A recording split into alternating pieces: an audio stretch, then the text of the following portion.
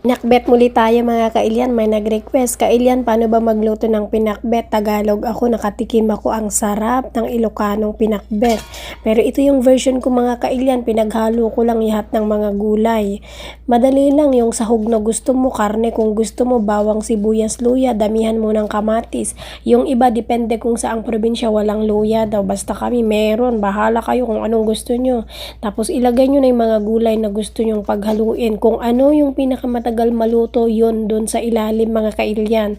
Nangihinayang kasi ako sa mga gulay na nabili kong iba na fresh pa sa farmer's market.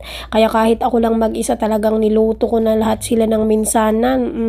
Number 1 din na kailangan natin dito, bagoong mga kailyan, no? Yung iba gumagamit ng patis, pero ako bagoong talaga. Nilagyan ko yun ng tubig ha mga kailyan, konti lang. Huwag nating damihan yung sabaw kasi magiging dinengdeng ang labas pag maraming sabaw.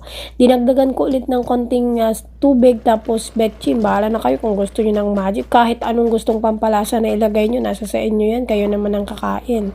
Sa una, ayan, huwag nyong haluin, itahip-tahip nyo lang na ganito, tapos pangalawang tahip ganyan na. Dahil ito nga ipinakbet, syempre kailangan hindi tuhap ko, kailangan mangulubot. Kaya nung luto na ang gulay, tinakpan ko lang ng bahagya, hindi masyadong as in takip na takip, para mangungulubot habang niluluto. Ayan no.